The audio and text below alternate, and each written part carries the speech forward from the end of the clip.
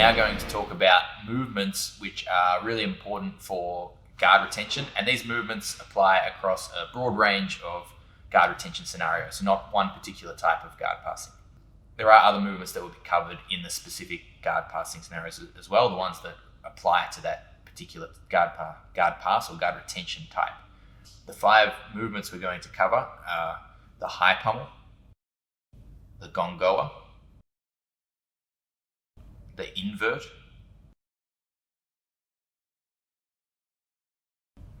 the leg dab, how to use your elbows to move around the ground. And we're also going to just go through a quick overview of the ways you can reface your hips if your opponent turns your hips away. In this, we're going to talk about the movement themselves and potentially the common mistakes people make in the movement, but we won't be talking about the scenarios so much. The scenarios will come up later when we do those particular topics. We'll talk about why you're going to do these movements, like what it achieves, but the actual scenarios will be covered later. So a big part of this instructional is that we are going to be using invert and invert type motions quite a lot. So some people don't like to invert. If you don't like to invert, there is going to be things in here that are useful. You probably will miss quite a lot of what's going to be useful though in terms of like defending these particular types of passes and in this way. So I just wanted to address whether you should be inverting and whether it is bad for your body. I think if you have the right mobility and if you use the invert at the right time, it's actually very safe. Okay, but if you are inverting when you shouldn't and you're trying to fight it at the wrong points, or if you're quite immobile, I think it is potentially a bad idea, and you should probably stretch first before inverting if that's the case. So you might want to just focus on our mobility section first before you actually get into some of the invert related techniques if that's the case. So basically a simple test. If you roll your feet back, and first of all, can you touch your feet on the ground? If you can't touch your feet on the ground, then that means you want to stretch your hamstrings. If you can touch your feet on the ground and you can still lift your head off the ground like I can here, that means my neck is safe when I get stacked. Okay, so if I happen to get stacked from an invert and I can lift my head up, then that means my neck's not taking load. Okay, if you're less flexible, for example, if my feet can't extend here and I get stacked like this and my weight's on my head and I can't lift it, it means my neck could take strain and that could cause injury. Okay, so I would recommend stretching quite a lot and until you can get to that point, right? The other thing, or you bail early. You can try to invert, and if you feel like you're getting stacked, you kind of just let them kind of go, all right? Another really important thing is not to push against a stacked position. The worst thing you can do when you're stacked, if I'm like this, is to actually like push against my opponent. I'm in a fully flexed position on my back, and then I'm pushing against it, creating a lot of compressive load on my spine. It's like you're adding load to your spine by fighting it. You're better off kind of framing and letting it go if you're feeling uncomfortable in the position. All right, so try not to fight the invert. And then the last thing is just make sure when you do an invert properly, there really should be no weight on you. You shouldn't get fully stacked because you're spinning underneath when their weight's off you, not on you. So a big problem people have is they try to invert when they actually shouldn't, and they kind of get like stuck here, and then they get stacked. When we invert, it's often we're framing our opponent away, and we're going underneath our own weight to recover, and there's no real pressure on us.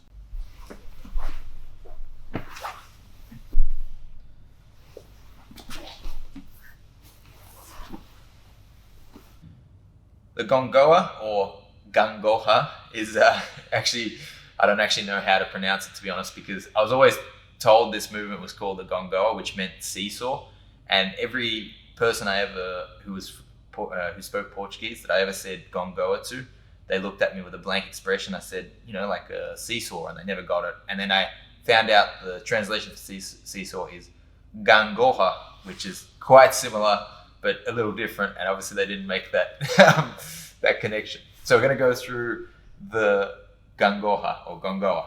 Now, this is it's a way of, we basically turn away. It's a way of facing your opponent again when your hips get turned. Okay, so my hips get turned and I want to face my opponent again, but they're blocking me from just turning straight back towards them. So we're going to use this action where I'm going to curl my shoulder in, put my foot to the ground here, lift my hips and tuck underneath so that you end up with your head in between your legs and facing your opponent in front of you again.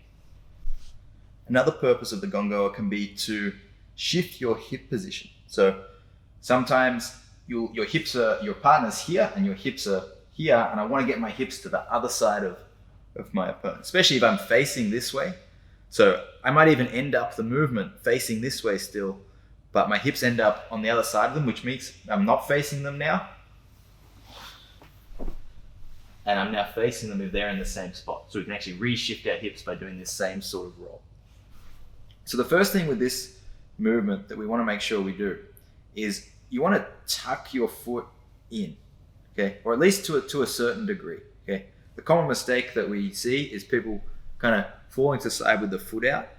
And unless you're really flexible, it's going to be much more difficult to get underneath your leg here. And it's very hard to push off that leg to reclaim your position. By tucking my foot back, it gives me room to see. I can kind of roll underneath my foot and I can push off to lift my hips and I can't roll my shoulders underneath here. When I push off the ground with my toes facing down, my hips lift and I can roll under that space and bring my hips back. Another common mistake we see with the gongoa is people lifting their hips too high. I actually want to keep my hips as low as possible. So it's not uncommon to see people kind of like go here, the hips up and roll back like that. This gives my opponent a chance to get behind my back. I want to do this with my hips as low as possible. So I actually kind of, as I'm bringing my head through, I'm dragging my hips out low, and it's going to be a much lower way to get back together and harder for our opponent to get underneath our hips.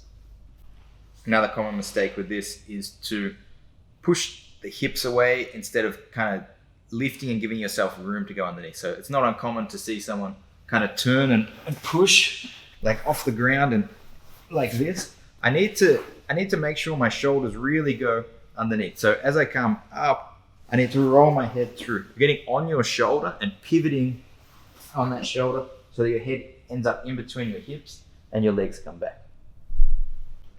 So in summary, for the gongoa, I turn to my side, tuck my elbow in, bend foot to the ground, turn, lift your hip, get on your shoulder and tuck your head through. Once you're here, roll so that your shoulders are flat, open your legs and drop your hips. All throughout, trying not to lift your hips too high. If you're struggling with the gongoa movement, you can practice it from like a kneeling turtle position and roll through, and then practice rolling to turtle, going back to the gongoa, and that can be a good intro to this movement. So I'm going to put my left shoulder down to the ground, my toes are on the mat, and I'm going to lift my hips. Okay. Now from here, I want to bring my head in between my legs. So I pivot on that shoulder and I roll my head through. Okay, so I've got both feet over the top, my head facing up. Once I'm there, I open my legs and roll. Okay, then you can practice turning to turtle all the way up, tucking that shoulder, looking as you drop that shoulder, obviously look away from the shoulder that's down. Lift your hips, staying on that shoulder, and then tuck your head between your legs. Roll through, and we start the action again.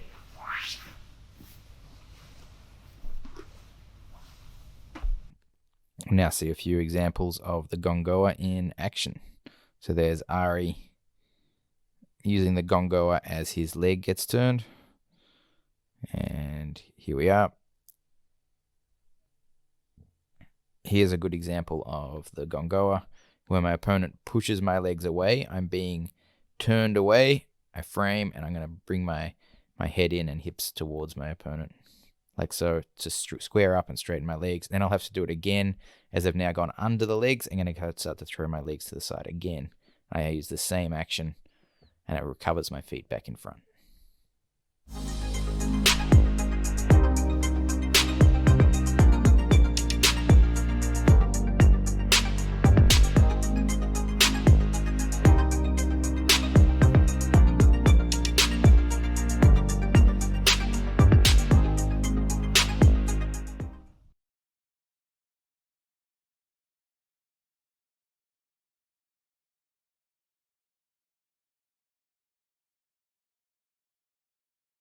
common movement that we're going to be referring to throughout this instructional is the high pummel.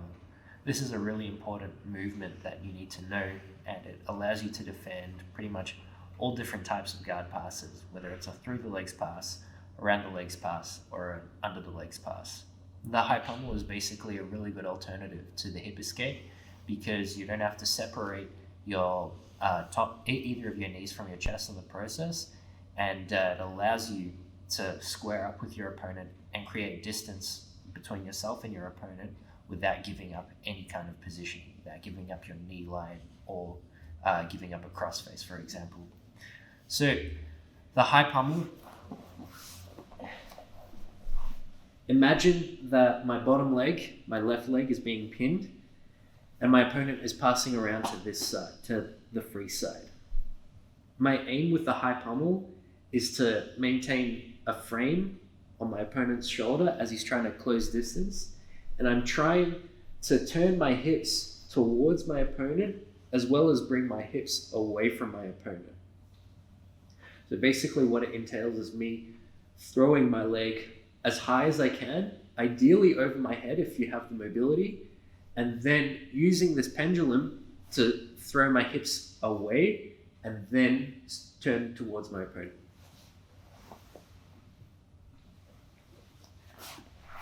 So with this move, what makes the high pummel work is trying to lift my hips off the floor by throwing my hips up and throwing my legs towards my head. And then I need to make sure that I'm pushing off of this elbow. So there's a few things going on here. So I'm falling towards my bottom side, throwing my legs towards my head, using my abdominals to lift my hips off the floor, and then using this pendulum motion to turn my hips out.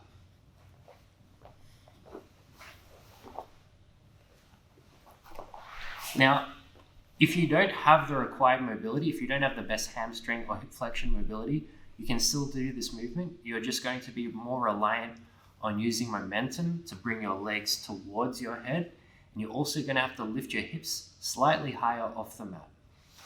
A common mistake that people will make when trying to practice this movement is not falling towards their bottom leg and not falling towards their elbow that should be framing on the mat.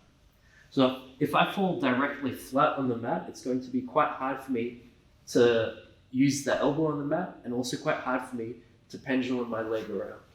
So I really need to make sure that I'm falling towards my bottom leg. What we're trying to do with our bottom elbow is we're trying to push off the mat so that we can help assist our hips in moving out.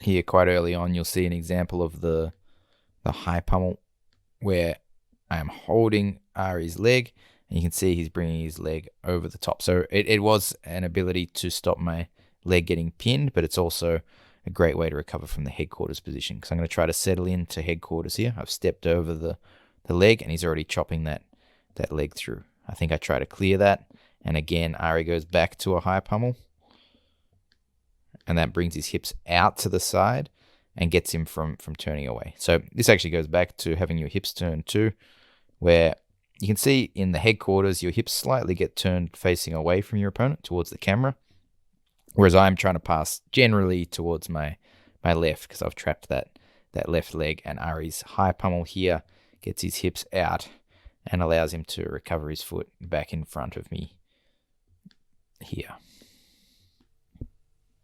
So the high pummel is a movement I really want you to get good at. It's so versatile. It does require some degree of hamstring flexibility, so you're going to work on that. We'll cover that in a moment. But You can see here, Dan's going for a knee cut and he's holding onto my trapped leg. I'm framing the shoulder and I'm going to be able to use a high pummel action here coming up.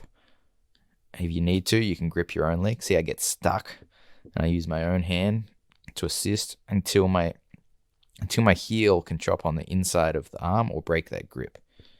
There we are. So see how I chop on the inside of the hand and that will break the grip. If we go back a few moments with that high pummel, if you haven't, my knee's not turned out. That's something Ariel was mentioning. You need to have your knee turned out and your heel facing inwards. And once I achieve that, now I can chop down and my high pummel's worked. I've broken that grip and now I have position that I can frame away.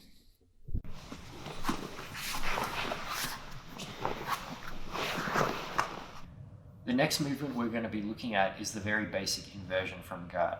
Now, obviously in Jiu-Jitsu, there's heaps of different ways to invert, to attack or defend, such as the berimbolo inversion. But this particular inversion is probably the best way to get introduced into the basic inversion game and approach. So the scenario we're going to be looking at,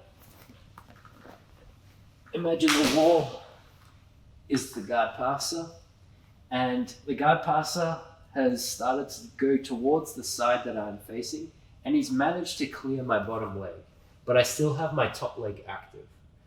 So what I'm going to be looking to do is I'm going to look to attach my top shin towards the guard passer's hip, like so. As I do this, I'm coming up towards my knee. Essentially, I'm like in a turtle position, except this knee is off the floor. What I'm going to be looking to do is I'm looking to take this bottom leg and recover it. Except I can't just simply pull my bottom leg through because the guard passer is obstructing that pathway. So if I invert all the way through, I can recover the bottom leg. So I'm going to take my head, my upper body towards my lower body so that I can recover my bottom leg. As I do this, I'm pushing off the floor with my bottom leg. I'm pivoting on my shoulder, and then the initial knee shield that I was using to stay attached to my opponent is going to help guide me all the way through so that I can square back up with my opponent. So one more time, passing towards my left, clearing my bottom leg, attaching with the top knee shield, spinning all the way through, upper body goes towards the lower body, and squaring back up again.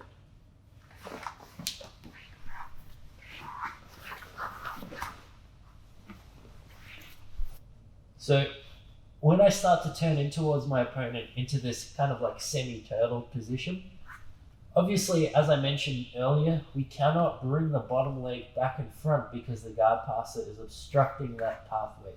But we can take the leg all the way around when we spin through, like so. Similar to the Gongoa motion, the start is essentially the same, but the finish is going to be different. The reason why the finish is different is solely based on where the guard passer is when he initiates the pass and where he intends to be when he's trying to finish the pass.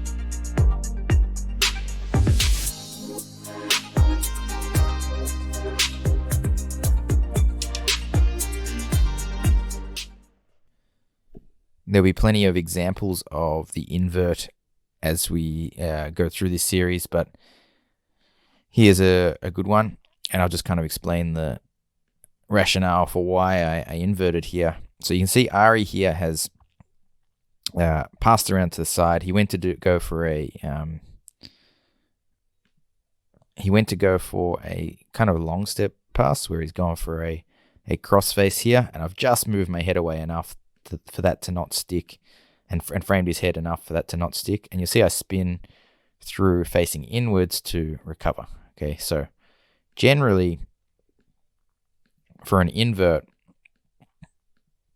we're in a scenario here where, because of Ari's body positioning, I want to recover my left leg. If I could, I'd just take it to the other side of his hip, and that's fine. If I could just go in a straight line, I'd be happy. I'd be in good position, but it's blocked. So instead of going that way, it's going to spin underneath all the way around to meet that hip by going the long way. Okay, so by going this way instead of just the direct line. Okay, so that's where I make enough space, spin in, and you see that leg. Sorry, I'll do that in slower. You'll see my left leg here. This bottom leg spins around and ends up facing Ari again, going the long way. Okay, and that's the invert. There's a few times we do it. Anytime where someone's passing around, our bottom leg cannot recover, it's often a good idea to spin through. And there's some different ways we'll approach the invert as well throughout this series.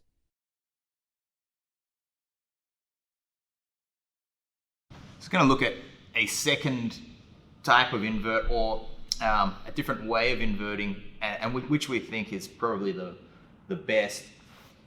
Most of the time when you see someone learning the invert, I think it is a good way to learn it. It's probably the easier one to do. It's often the body curling in, and I kind of roll. I curl in, and then I roll from my right shoulder here to my left, like so. Okay, and that's how people are kind of learning to the invert. So again, I kind of go with my body first, and then I lift my hips, and I roll through. And you can see when I do this, I cover ground like this way. So if you watch it again, I end up moving along the wall this way.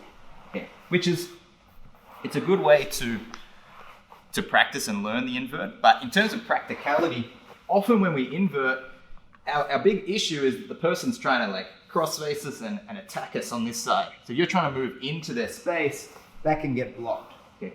So often a better way is to come onto your shoulder and lift your hips first, and then tuck your head under your hips. So you see here, I'll more like move underneath myself than across. So if I'm here, I get my hips up onto my shoulder here, and then I pull myself through this space. So instead of like rolling that way, I come underneath to recover. Okay, so again, we're here. For this one, I'm going to go on my shoulder, lift my hips, and my head then follows last. My head and shoulders fall through at the end, and I can recover on a much shorter plane without having to cover that space our opponent gets to. Okay, so when we're doing this type of invert, foot's on the ground, hip lifts, head and shoulder kind of tries to tuck under this space here. We're not going shoulder first, rolling through towards the camera.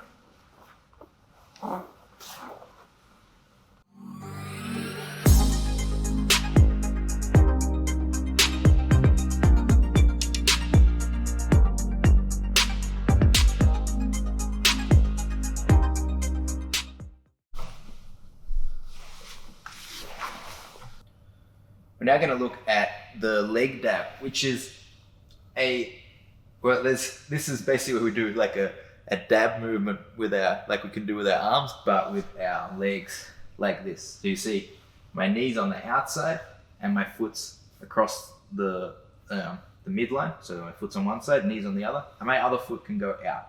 There is a chance here as well. So often we go like this, and then this foot will cross over as well. So we're kind of like almost dabbing between the different sides as well. Now, what is it useful for? It can help us spin. So if you imagine your opponent can, from either front or back, is trying to push my legs forward this way, or they could be in front of me and they're trying to push my legs down. For me to resist that, so if my opponent's trying to push me this way and I try to resist with my legs, it often will cause me to stack. And if they're in front of me and they try and push my legs away and I try to resist by kicking back, that will probably sit me up because I'm kind of resisting their force well. What we can do instead is this dab action like so, okay? And this can help you spin and recover. So imagine I've got someone pushing forward here, I put my knee out and foot out, and now they're gonna have to, if they're pushing against they're pushing the soles of my feet here, if I turn here, now they're pushing on an angle. They're not pushing at me. It's not a stack anymore. They're pushing to try to turn me now. Like if they push on both feet, that turns me. But by doing that, it gives me a very good chance to swing my feet up and dab the other way and actually recover to the side they might go to. Similarly, if someone was pushing back down from here, if I was to push back, it would sit me up. But if I turn my feet, now as they push, if I extend, it's going to spin me back in front of them. It's hard to show that here, so I'm going to show it against the wall. And this is actually a good way to practice it. But if I was to swing back and my opponent is pushing against my legs, if I extend back against their hands, it will spin me back towards them. So as the drill against the wall is to swing your feet to the side, like so. Lift your hips, touch both feet to the mat, to the wall, sorry. Take your outside leg off, extend with your crossed leg, and that will spin you back to face your opponent. When you're doing this leg dab, just be wary not to bring your knee across your midline. So you're not twisting your spine, you're having your knee flared like this, so it does stay on the outside and foot on the inside.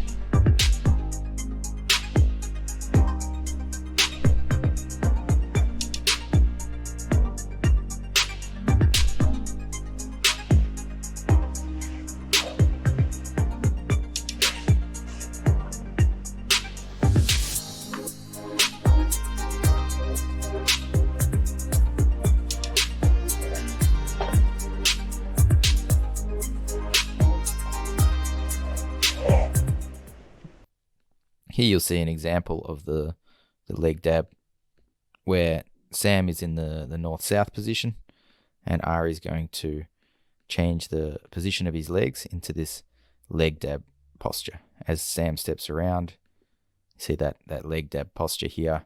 As Sam steps in front, that's going to allow Ari to spin back and recover back facing Sam.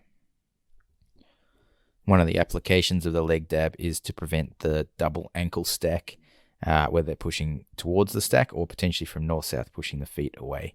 And you'll see here I've got double ankle grips on Ari and he folds his leg. So one leg extends, you can see this leg's extended and the other one gets folded, and it makes it a very difficult plane for me to drive and lift his hips without this leg chopping down towards the ground. And as that chops down, you can see I've lost any power with my left arm to initiate the stack, and that same foot is now in front, ready to kick me away.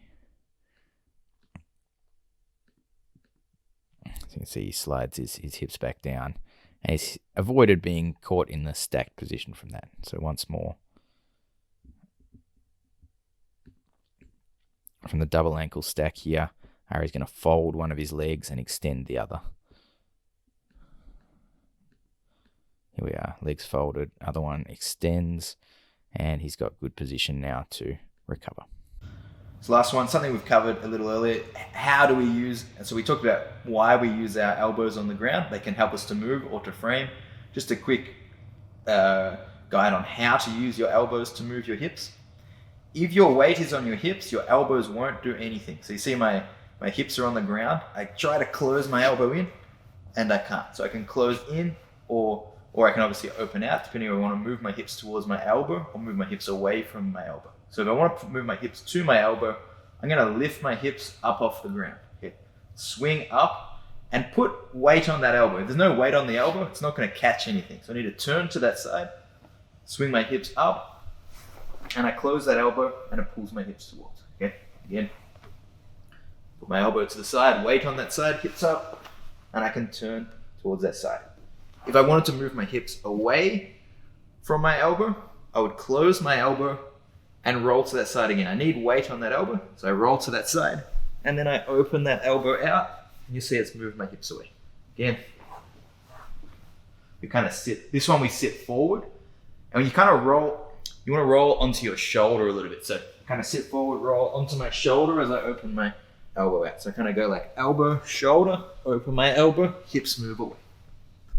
This is a good one. You can practice moving your hips in a circle by both closing your elbow. So try to do a full 360, alternating between closing your elbow to do it and opening your elbow to do it. So I'll just give an example of this.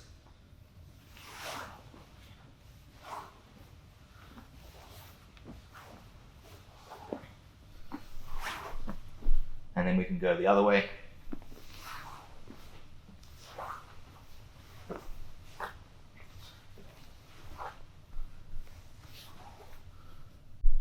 It's going to talk about not getting your hips turned and ways of recovering when your hips are turned, now that we've covered a few different movements. So first off, if I've got an opponent here that wants to turn my hips, if I can turn on my side far enough, their leverage is very poor to actually turn me over. So this is going to be more difficult to turn me. If you're starting to get squared up more, our elbow on the mat can prevent that. Potentially even by lifting your leg up high towards your chest and reinforcing that elbow with your hand will also stop your hips getting turned. We have a movement that we just call a crossover, or essentially it's like a pummel, where I can just swing my hips. So I kind of, one leg will drop down a little bit as the other one comes up, and it turns my hips as I do that. I must lift my hips up off the ground to do this. And we also have the high pummel, which combines closing the elbow to move my hips out to the side and swinging my leg as a pummel too. And that will give us good hip movement. And then lastly, if our hips are really turned away and we can't use that motion, then we're going to use the gongoa to square our hips back up.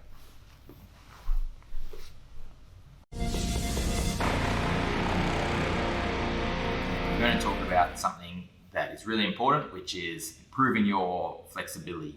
And it's important for two main reasons. One is it will improve your performance. So in scenarios where you would normally have gotten your guard passed, or someone would have made closer distance to you, if you have the available flexibility, you should be able to recover. And in addition to that, it also can potentially help reduce injuries, given you stretch the right part of your body. Now, how should you stretch? You're going to hear a lot of different opinions on this, and to be honest, if you look at the research, if you look at what's actually been studied, it basically says it doesn't matter whether you do hold, relax, or static stretching in terms of having long-term differences in range of motion. So what I would suggest is then do something that's simple and easy, and something that you can kind of put into a routine. So I would say at least, if you can aim to do it at least once a day. If you can do it more than that, generally I think the more the better, but at least once a day, each stretch, maybe hold for a minute or a minute and a half, just to make sure your muscle or the joint stretches as much as you want. In terms of how strong the stretch should be, well, I think it probably should be reasonably uncomfortable when you're doing the stretch. Obviously not to the point where something's going to break, but you should stretch to the point where you're not in a, you shouldn't feel like you could hold it for 10 minutes. I think you really want to be pushing the boundaries a little bit in order to get some sort of change in range of motion. Most of the stretches we're going to recommend are focused on the lower body, because it's usually our legs that are looking to pummel and work through a more extreme range of motion, while our arms are tending to be more used just to frame and block and make distance. The range of motion we want to look at is related to your hamstrings, hip external rotation, hip flexion, hip abduction, knee flexion, the front splits, and your lumbar spine. With these stretches that we're going to show, we're assuming that you have healthy joints with a normal range of motion. If you've got injuries or things that are limiting this, then definitely check with a qualified professional before you do these exercises, because it could possibly impact that, and that could potentially worsen your injury if you've got an injury. So we're assuming that you've got a normal range of motion to do these exercises. Please don't message myself or Ari on social media asking us questions about your injuries. We can't. It's pretty much impossible to diagnose or look at someone's injury over the internet. You actually have to assess it and see them in person, and we're probably both not really working as physiotherapists at this stage at the moment anyway. I should say, as well. Ari is actually also a physiotherapist, so he's actually going to take us through the first thing we're going to look at, which is hip external rotation. Yeah. I'm not a real physiotherapist. All right, so hip external rotation is basically where my hip turns outwards. It rotates outwards. So when you see your knee pointing outwards and your foot coming inwards, like this is hip external rotation. Now, as a guard player, you're not simply just going to have, like, just on its own, hip external rotation. You're also going to have hip external rotation with hip flexion. So when my knee goes towards my shoulder, like so. Looking at how hip external rotation translates over into jiu-jitsu, coupled with hip flexion, is basically like a good example is like a high puddle or a crossover. So if you have an opponent passing to a particular side of the body, so now I'm passing to the right side of Lockie's body, if he's able to fully externally rotate his hip while having his knee pushed to his chest, his foot is now able to connect with my body, and now he can use that as a block, as a frame to push me back and now recover his bottom leg. So if he doesn't have this hip external rotation, maybe he's got really good hip flexion, but his external rotation at this range of hip flexion isn't that good, then his foot is only going to be able to go to, say, here, which means I'm going to be able to complete my guard pass. Okay, so if he had better mobility, it would be a lot easier for him to get his foot in front. You could argue that if you have less mobility, you have to create better angles, but just for the purpose of being more flexible to save your guard, it is more important to have that range of motion. So looking at how to develop our hip external rotation, we're going to look at a couple of pigeon stretch variations. So if I want to develop the external rotation on my left hip, I'm going to have my left leg sitting out in front of me. My knee at the moment is going to have about 90 degrees of knee flexion, and my back leg is just going to sit behind me. The reason why we're not extending the back leg is because we're solely just focusing on developing the external rotation of the front leg. So my goal here is to progress my chest towards my shin, and I want to make sure that my knee sits in line with my shoulder. I don't want my knee to start to track inwards towards the midline. The reason why is because essentially if our knee is tracking towards our midline, we're basically developing a stretch like this. When we retain our guard though, we don't retain our guard like this. Okay, this is a bad habit to create. When we retain our guard, our knee is ideally sitting on the outside of our midline. And when we bring our foot towards our chest, this is where we should be retaining our guard from. So the first variation, like so, and you can play around with how much knee flexion or extension you have. So the more I extend my knee, the more my foot tracks up towards my head. The more I bend my knee, the closer it's going to track towards my hips. The other variation we can look at, this is probably my favorite one, and it's a lot more specific for guard retention, is where I take my foot towards the front of my other knee, and I'm going to grab onto my shin and pull my foot and my right knee to my chest, like so. This is a much more specific stretch for the hip external rotation for guard retention. What I also like to do, once I've developed this range, is to kind of use like an active stretch by pulling my knee to my chest like so. What I also like to do, once I've developed my passive range of motion here, I'm going to start to try and develop my active range by actively pulling both of my knees towards my chest, like so. The next movement we're looking at is hip flexion. So that's the ability to pull your knee, I'll say towards your chest, but in reality, you kind of get blocked by your chest. You want to be able to pull it kind of past, just laterally past your chest, so in a slight amount of what we call abduction, and pulling almost past your shoulder here. This is a very important movement for guard retention for a few reasons. if I borrow Ari here, for example, and the north-south, often if I have good hip flexion, I can pull my knee almost behind my shoulder and use that now to push, frame, and make space to recover. We already talked about our hip external rotation, but that's in combination with flexion. So if my knee's not flexed, if my knee's far away from my chest, and I externally rotate, I might not reach Ari. But if I can pull my knee up and externally rotate, so knee closer to my chest, I got much more chance of bringing my leg in front.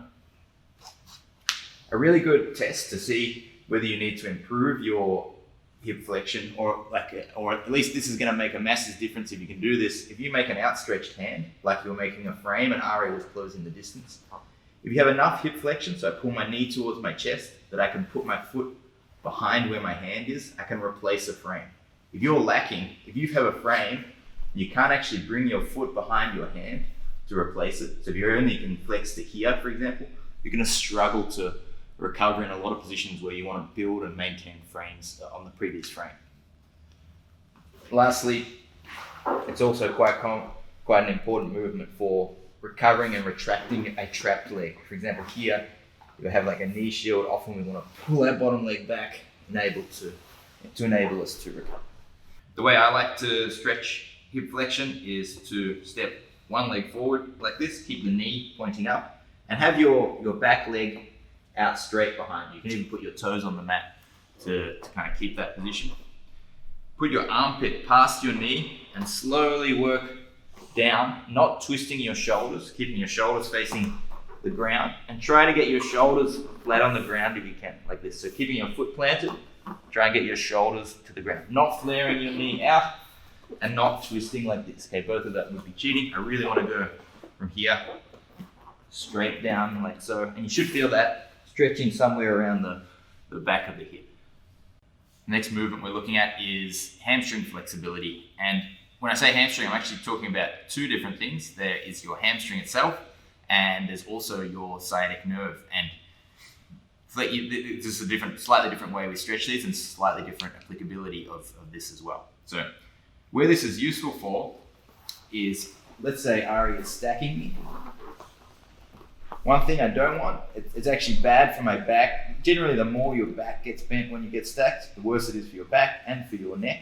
And hamstring flexibility helps a lot with this. Well, this one's actually sciatic nerve predominantly, but Ari starts to lift my hips to stack me or push my feet.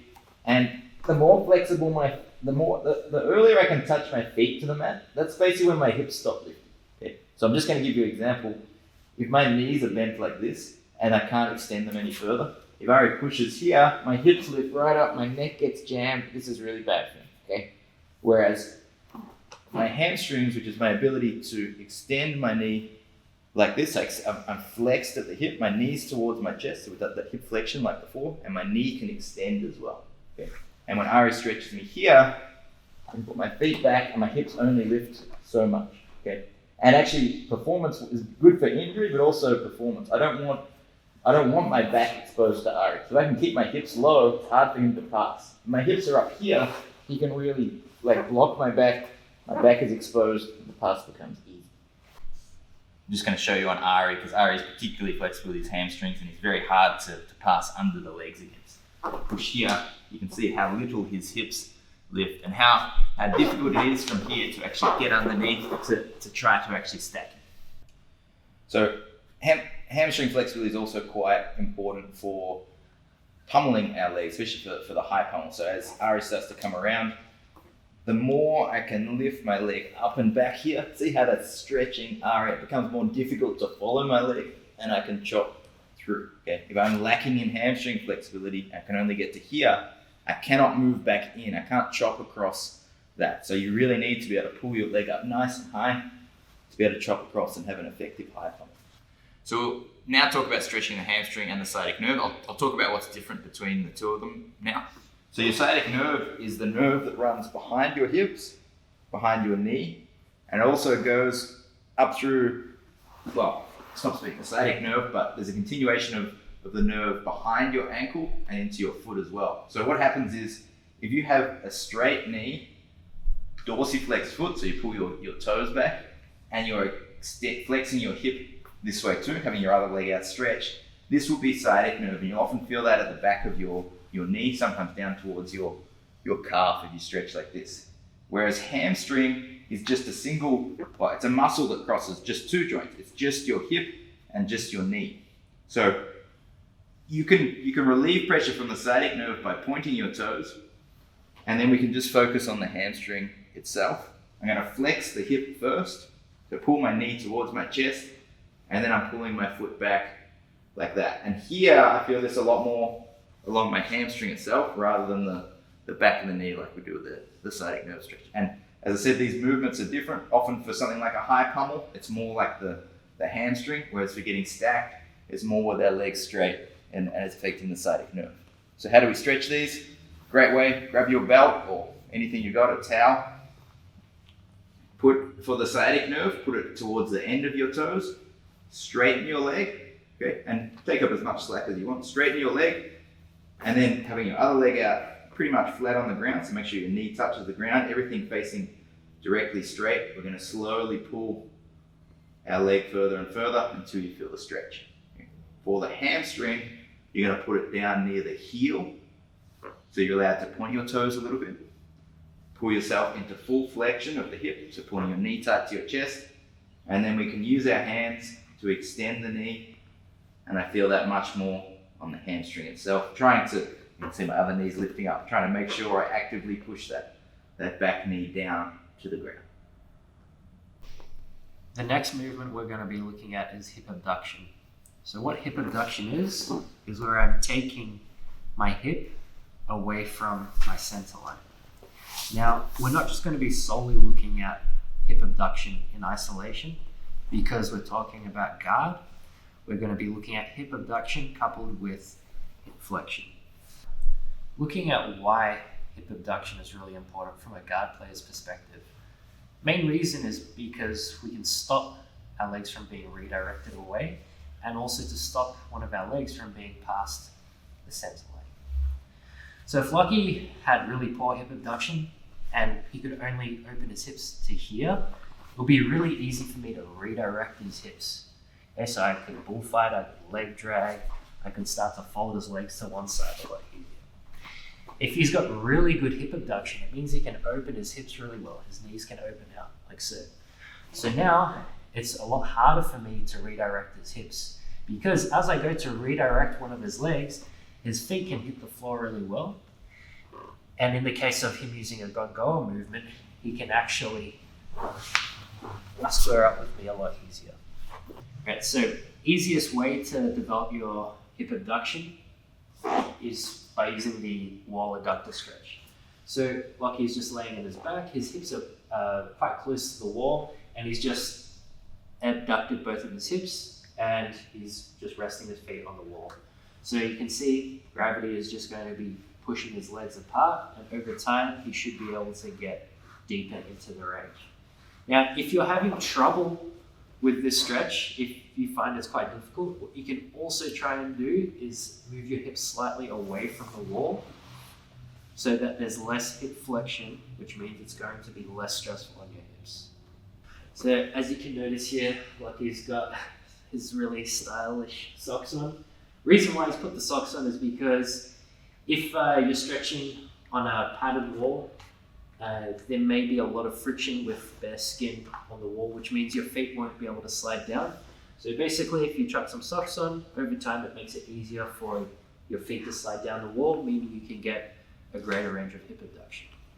Something to consider as well is the amount of knee flexion that you have. Knee flexion is your ability to pull your heel towards your butt, like this, okay? And there's a passive range, like you'll see I have a good passive range. I can pull my heel right to my butt like this, but actively I'm slightly limited on that, right? But why is that important? Especially the active range.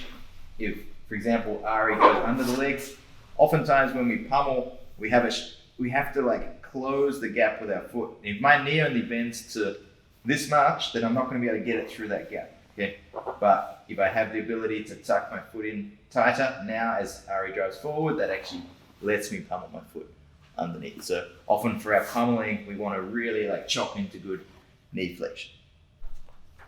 Now, if you're limited passively, then one way you can do it is just practicing slowly sitting down with your butt on your heels. This is something that even if you're stiff with, over time you'll probably find this slowly will improve and you can get full knee flexion here. Now, if there's a difference between your active and your passive range, so when I lack it here, it's often because the bulk of your calf and hamstring can get in the, as you contract, gets in the way of actually getting your heel towards your butt. That's not something you can necessarily change too much. The amount of lumbar or thoracic spine flexion can also be important for guard retention, for Ari. That means the ability to bend your spine backwards like this, curling back like so. Okay. One of the main reasons is injury prevention.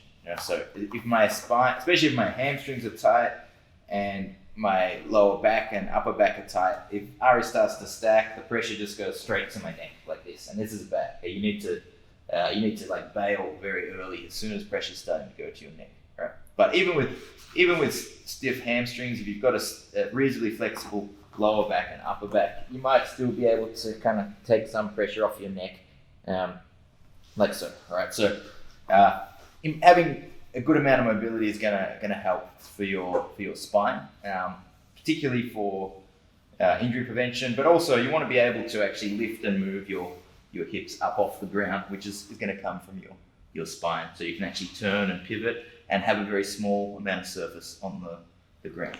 Now, one thing we're not going to do is give you exercises to stretch your spine. It is something that if you do it wrong or if you have a pre-existing injury, it could potentially cause an injury. So if you want to work on that, we suggest you see a practitioner and they can give you some advice that's specific for you.